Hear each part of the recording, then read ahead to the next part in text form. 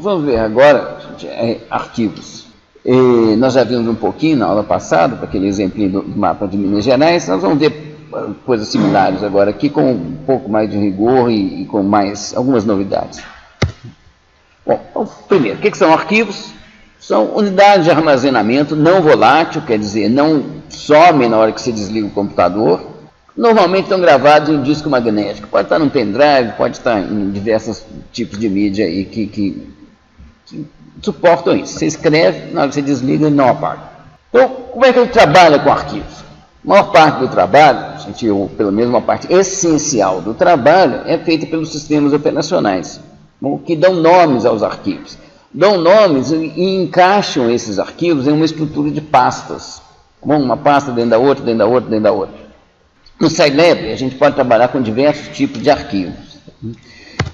Nós vamos trabalhar aqui somente com arquivos que são texto, no sentido que a gente consegue abri-los com o bloco de notas e ler o que está escrito lá dentro dele. Então, se você tem um número como π, ele estará representado nesse arquivo com 3.1415926 e não com a representação em 64 bits de π, tá bom? De ponto flutuante. Várias vezes essa representação em ponto flutuante pode ser vantajosa, mas nós não vamos trabalhar com ela aqui não. Tá bom? Depois, se vocês quiserem, vocês aprendem, não tem também grandes dificuldades não. Então, são esses os tipos de arquivos. Todos os arquivos nossos, você consegue, de dados, a gente consegue abrir com o bloco de notas ou com o PSPad, que é esse editor de texto que eu recomendo. O que é ler de um arquivo? Ler de um arquivo, no Scilab, é pegar a informação que está no arquivo e passar como valor para variáveis. Escrever um arquivo, você pega valores que são atribuídos a variáveis e coloca dentro de um arquivo, e grava no arquivo. E tem uma série de possibilidades para a gente fazer essas operações de leitura e escrita. Nós vamos aprender algumas delas. Hoje aqui nós vamos ver as mais simples, na próxima aula nós veremos receitas para os tratamentos um pouco mais elaborados de arquivos cujo formato vocês vão reconhecer que ele é muito frequente da gente encontrar por aí. Então, a primeira coisa que a gente vai aprender, acho melhor mostrar aqui de dentro, é um comando que é para localizar arquivos, para obter nomes de arquivos, só o nome. Então, eu vou falar o seguinte, nome arq igual a uigetFile. Eu vou fazer essa aqui, a forma mais simples, que é mais fácil para a gente escrever, na hora de usar pode dar algum problema. Quando eu faço isso, o Scilab abre uma janela para você navegar na estrutura de arquivos aqui e escolher o arquivo que você desejar. Por exemplo, aqui eu vou subir para o módulo 7, vou subir mais ainda aqui, vou para o módulo 4, vou para o material do aluno. Só que aqui tem uma coisa, ele está mostrando que só os arquivos Scilab aqui, no módulo 4, não tem nenhum arquivo Scilab. Então eu posso mudar isso daqui para pegar todos os arquivos. Tá bom? Então agora eu vou pegar aqui, por exemplo, CPU0v4.circ e vou apertar esse botão abrir. O que fez o quê, gente? Não mexeu em nada no arquivo, mas deu a essa variável aqui, atribuiu um string, que é o que a gente chama de nome completo do arquivo. Nome completo é toda a rota a partir da raiz de diretórios. Tá bom? Então começa no C, usa Oswaldo, Google Drive, até chegar naquele que eu tinha escolhido, que é o que a gente chama de nome relativo.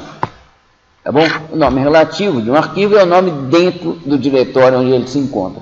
O nome completo é a rota completa de diretório por diretório, com todos os diretórios que estão acima do arquivo que você quer.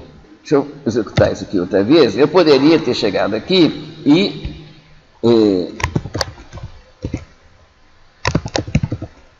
vou chamar isso aqui de novo.txt, digamos. Tá bom? Esse arquivo aqui não existia. Tá bom? Então, isso é também para ilustrar. Mas a variável nome arq recebe esse string aqui, tá vendo? Esse string que tem essa forma aqui de nome de arquivo, recebe isso como valor. Isso é um string, a gente usa isso para arquivos que a gente vai criar, para dar nome, para permitir que o usuário escolha nomes para arquivos que serão criados. Então esse aqui é o uigetFile na sua forma mais simples. Eu prefiro usar uma forma mais complicada, um pouco mais chata de escrever, mas fica mais confortável de usar.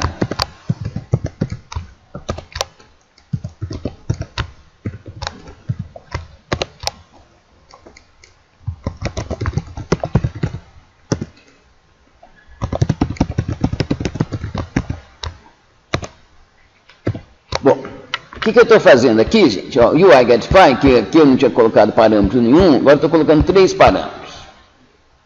Isso daqui quer dizer, para ele me mostrar só os arquivos que têm a terminação .txt. Tá bom? É um filtro que simplifica. Quando tem muitos arquivos, é que te mostra só aqueles que vão te interessar. Tá bom? PWD é para começar a busca no diretório de trabalho, no diretório corrente. E isso aqui é uma mensagenzinha que vou executar aqui, que vocês vão ver, tá vendo? É a mensagem que sai na janela aqui. Quando você vai trabalhar com diversos arquivos, convém você falar para o usuário, agora me dá o arquivo que tem tal conteúdo. Entendeu? Aí ele encontra lá o arquivo. Tá bom? Então, reparem, um filtro, tá bom? Que já começou filtrando aqui, colocou só todos. Se eu virar para todos, se eu mudar isso aqui, eu posso mudar também. Então, se eu passar para todos os arquivos, tem todos esses aqui. Mas se eu sei que eu estou procurando um arquivo .txt, é melhor eu começar com esse filtro, sabe? Fica mais confortável para o usuário. Então, essa UI GetFile é uma primitiva muito boa para encontrar arquivos, tá? Para você permitir que o usuário escolha arquivos. Vamos ver agora aqui um primeiro jeito de ler arquivo. Agora aqui é o seguinte, então eu tenho um arquivo, vamos colocar, deixa eu pegar o arquivo aqui para vocês de uma vez. Eu tenho um arquivo aqui, josé.txt, que eu vou abrir aqui com o meu PSPad. Tá? Poderia ter sido com bloco de notas. Então, esse arquivo aqui, tá vendo? Vocês vão reconhecer aqui, aquele poema do Drummond, e agora José. Bom, então, essa é a informação que está no arquivo. O que eu quero fazer agora? Passar essa informação para uma variável Scilab. Bom, no caso aqui, a variável vai ser muito parecida com isso aqui. Eu vou querer um vetor coluna de strings, onde cada linha corresponde a uma linha do arquivo. Bom, isso é muito fácil. Bom, então, agora, vamos fazer isso aqui na console, aqui, para vocês verem aqui. Bom, então, eu vou pôr aqui, nome aqui, igual a UI GetFile,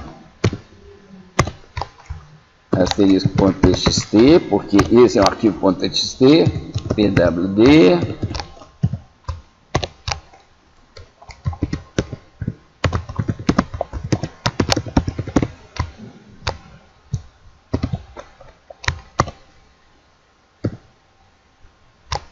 bom, então, está aqui, gente, a janelinha escrita, e agora, José, aqui para frente, aqui em cima, tá bom? E ele mostrou só os arquivos .txt. Eu vou escolher, então, esse arquivo que está aqui, que é o josé.txt.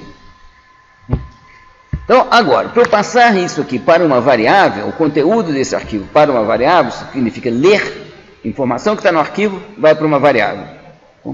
Então, eu vou fazer o seguinte, poema, vou dar esse nome aqui, poema, igual a mgetL de nome arc. Tá bom? O nome arc é uma variável que tem esse string que está aqui. Tá bom?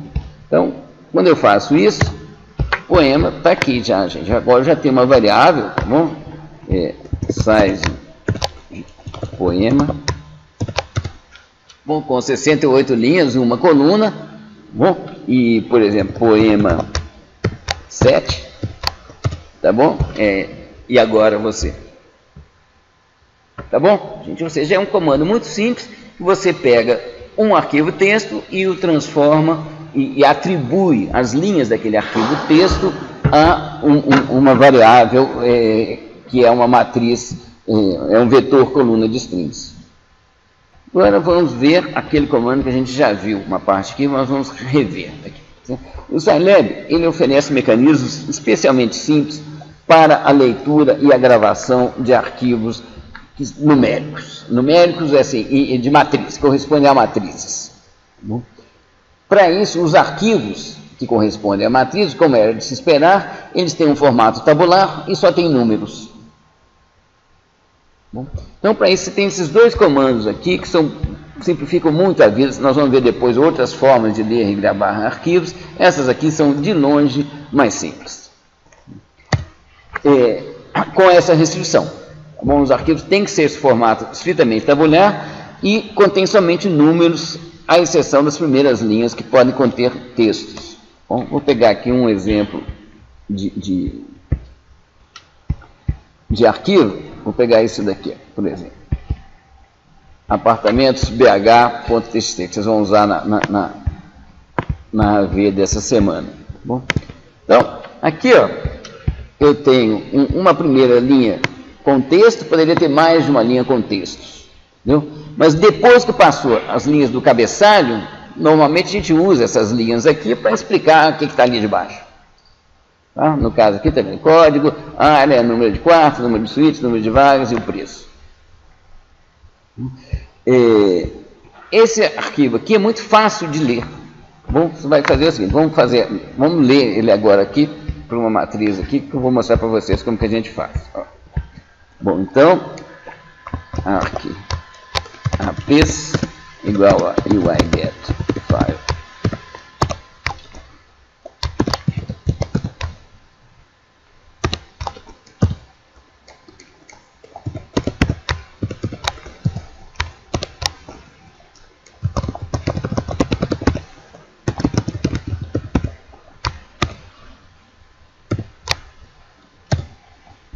Bom, eu vou pôr aqui esse apesbh aqui, .txt.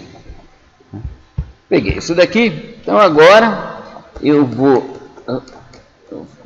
chamar, sei lá de que eu faço, dados apes, tá bom? Igual a fscanf mat de arc apes. Eu vou pôr um ponto e vírgula aqui, porque isso vai me gerar uma matriz bem grandinha. Pronto, agora eu fiquei aqui, dados ap, size de dados aps. Vendo, ele tem 221 linhas por 6 colunas. Cadê o nosso arquivo? Está aqui, tá bom? Se eu pegar aqui, dados aps, linha 4, todas as colunas, bom, eu vou ter esses números aqui, ó, 36, 366, 115, tá bom? Olha aqui, é a quarta posição, não é? 366, 115, 101, deixa eu arredar para cima aqui. 101.89, 3145, tá bom? Ou seja, eu tenho agora aqui uma variável, que é uma matriz, que contém todos esses dados que estão aqui. Tá bom? E já está no formato numérico. Se ao invés de ler como strings, eu li para uma variável que é uma matriz numérica. Essa aqui é essa variável dados apes que eu coloquei aqui. Então, agora deixa eu fazer aqui a operação inversa aqui. Tá bom? Eu vou criar aqui um string que eu quero pôr de cabeçalho. Eu vou fazer uma bobagem aqui, tá bom? Cadec, tá bom? Igual a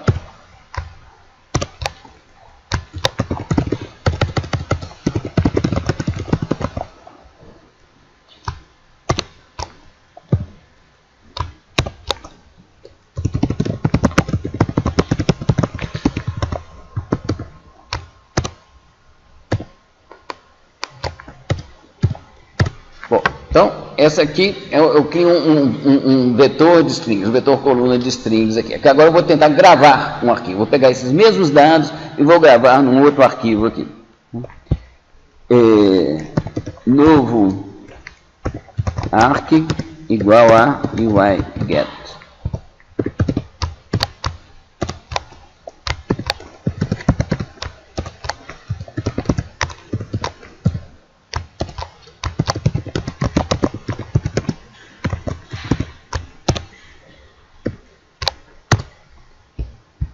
Eu vou chamar isso aqui de aula.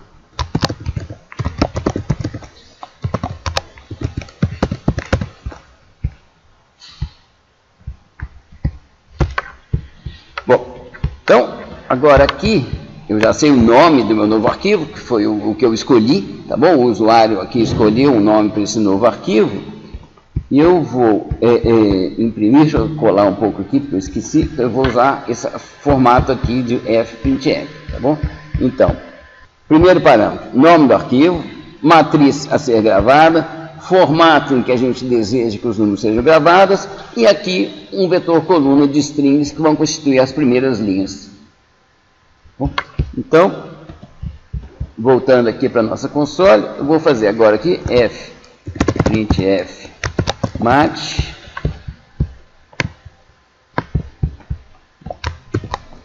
novo arc, vírgula, matriz, como é que chama a matriz mesmo? Dados APS, vírgula, deixa eu pôr aqui 6.3f, Tabec, né? Aqui eu estou gravando, tá bom? O que eu fiz?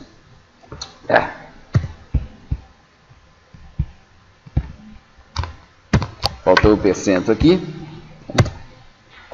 E se eu for aqui agora no meu diretório, bom, eu tenho aqui agora aula novo arquivo app.txt. Esse arquivo aqui que acabou de ser criado. Se eu for abri-lo aqui agora, vocês vejam aqui, o que ele fez aqui, gente?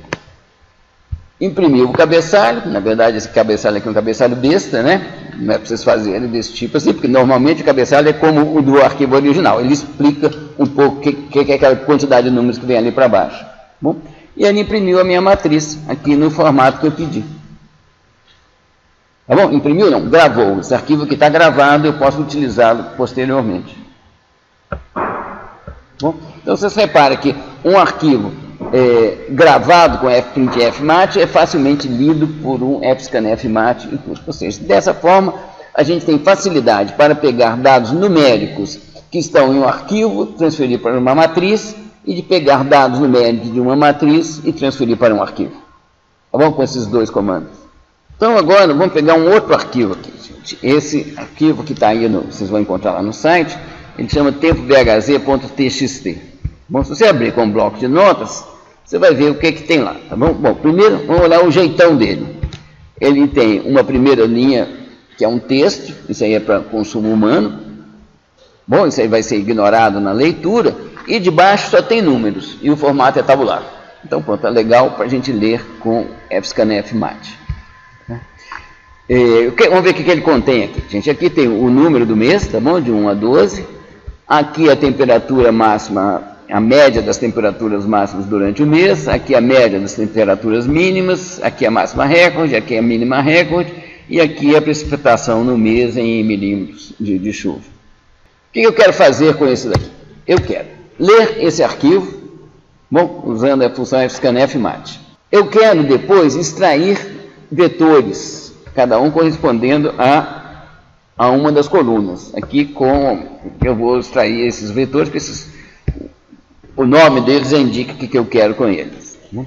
E depois eu quero fazer um gráfico que contenha simultaneamente os valores das temperaturas, máxima média, mínima média, máxima recorde e mínima recorde.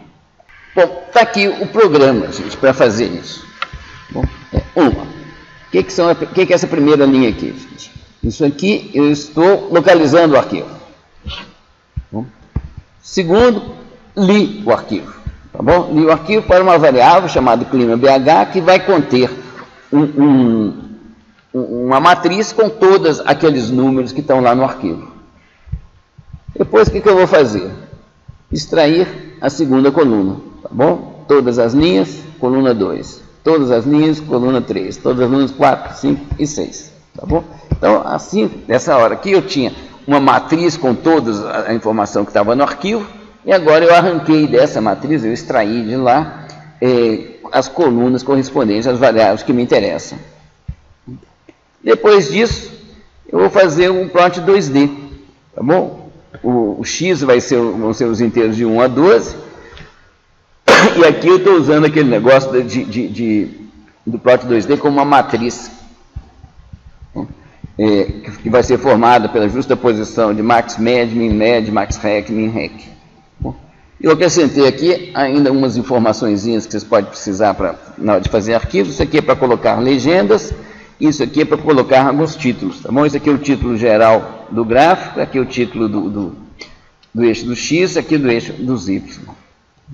Bom, esse programinha aqui faz essa operação. Você pega aquele arquivo e obtém esse gráfico que está aqui. Repara aqui, gente, nos títulos, tá bom? Uns macetinhos para arquivos, só para vocês aprenderem, para gráficos, para vocês aprenderem. Aqui tem um título para esse eixo, aqui tem outro título para esse eixo, aqui tem uma legenda. Tá? É isso que eu obtive com aquelas coisas ali. Bom, vamos ver agora aqui um outro arquivo aqui, que é esse aqui, acessos e notas.txt. Tá bom? Aqui, isso aqui são dados reais de um semestre anterior aí, gente, que eu não me lembro. Aqui é o número de acessos que o aluno fez ao Moodle, bom? E aqui, quanto que ele tirou, tá? no semestre. Tá? Eu quero um gráfico que mostre esses dados aqui. Então, vamos fazer um programinha para isso aqui.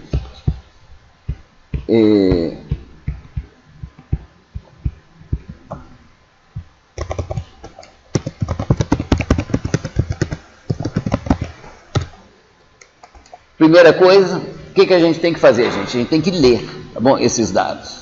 Tá? Vamos ler esses dados. Né? Para ler, o que a gente precisa saber? O nome do arquivo. Como é que a gente acha o nome do arquivo?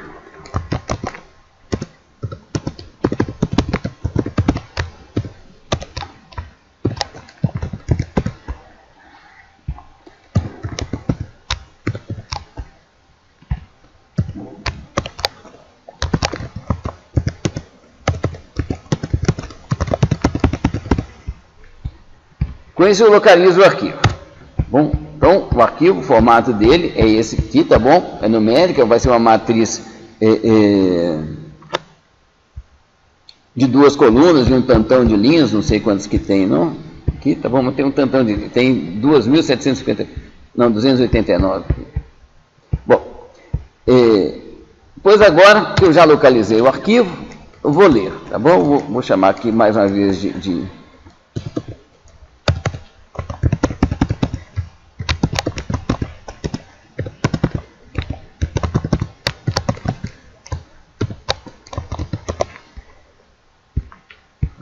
o que eu espero ter conseguido nesse ponto aqui. Eu posso até testar, tá bom? Vamos testando aos poucos, tá? Bom, vamos primeiro fazer aquilo que eu aconselhei e não estou fazendo. Pôr clear aqui no comecinho do nosso programa e vou salvar ele aqui, tá bom?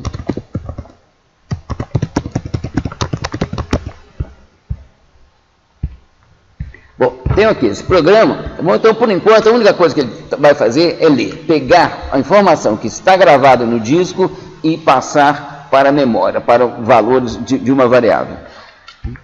Então, rodando isso daqui, pediu para eu escolher, é esse aqui, tá bom? Acessos notas.txt e acabou. Tá bom? Então, agora vamos ver aqui. Size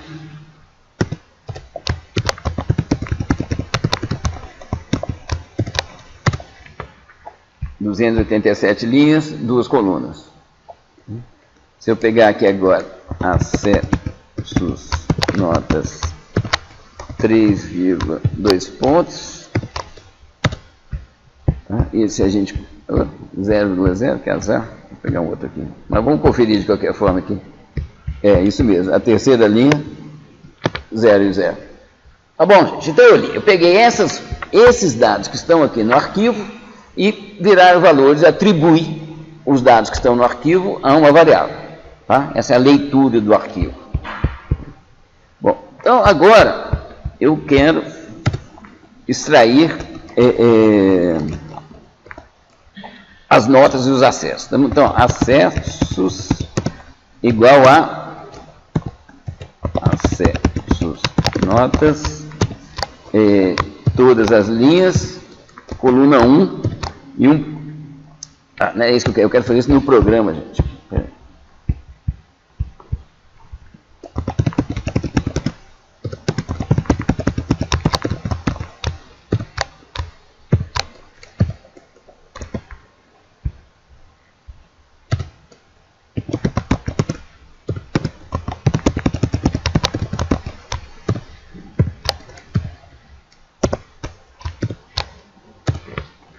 Já separei os dois, então agora plot 2D, acessos, notas. Tá bom? Vou salvar e vou executar. Vocês entenderam aqui, gente? Então, aqui estou extraindo a primeira coluna, tá bom? Aqui estou extraindo a segunda coluna. E depois fazer um plot 2D. Então, agora aqui, acessos notas está aqui. Ficou muito bom não, né, gente? Então, aqui é o seguinte, para dados desse tipo, gente, dados desse tipo que está aqui, são dados experimentais de pares XY. Entendeu? Vocês vão ver uma coisa parecida na AV dessa vez. Você tem uma anotação, dado experimental. Para esse X deu esse Y. Tá? É isso que é o seu arquivo. E não tem nenhuma sequência lógica. Por isso aqui tem um número grande, aqui tem um número pequeno, aqui um grande, pequeno, você gosta de duplicar. Não tem interesse em unir por segmentos de retas esses pares de pontos. Tá bom? Não tem informação nos segmentos. É só por coincidência que eles estão nessa ordem aqui. Tá bom? Então o que eu tenho que fazer é jogar fora isso daqui, tá bom? Esse gráfico aqui, e usar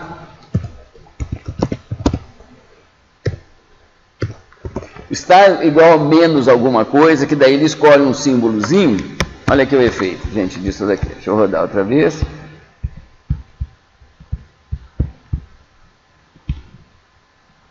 E aqui agora a gente já tem um gráfico que traz mais significado. Tá bom? E onde vocês percebem também que todo mundo que fez muitos acessos tirou nota boa. E muita gente aqui que não fez acesso nenhum tomou bomba. Tá? Só para um recadinho esse daqui, né, para vocês. Tá bom? Mas não tem tanta relação. Realmente você pode ter tirado nota boa com poucos acessos. Se você for eficiente, não é esse problema. Mas tem uma boa correlação entre o número de acessos e a nota que o aluno tira. Tá? Apesar de não contar ponto nenhum, tá bom? Não precisa ficar acessando para achar que vai ganhar ponto, porque não ganha. Aqui, nessa figura aqui, ainda tem uma coisa aqui. Se eu botar aqui xgrid,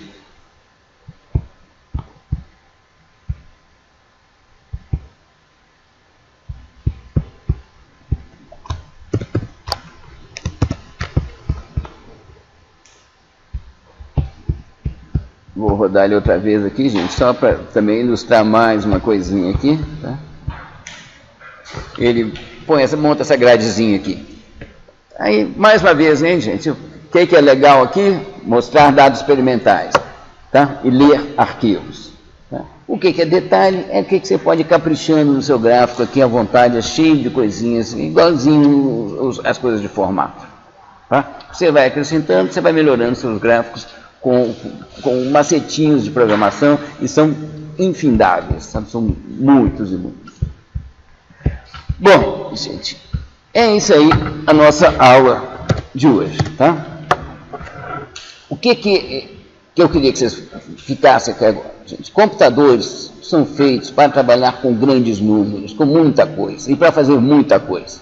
Bom, o que nós vimos na aula passada? Como trabalhar com variáveis, as matrizes, capazes de abrigar um volume grande de dados. O que nós vimos na aula de hoje? Como que você faz o computador trabalhar muito. Bom, e a gente trabalhando pouco. Tá? Ou seja, juntando essas duas coisas, e ainda com arquivos que nos permitem ter um armazenamento duradouro, o aproveitamento, a saída de um programa, a entrada de outro programa em outro dia, você consegue ter um armazenamento duradouro dos seus dados. É com isso que a gente tem o poderio da programação. Bom, o que falta é o assunto da próxima aula. É como fazer programas grandes. Porque essa história de ficar encaixando uma coisa na outra, a partir do momento que o seu programa começa a fazer muita coisa, você sente muita necessidade de modularizar para conseguir ter programas legíveis. E é isso que será o assunto da próxima aula. Tá bom? Completando a nossa educação em programação de computadores.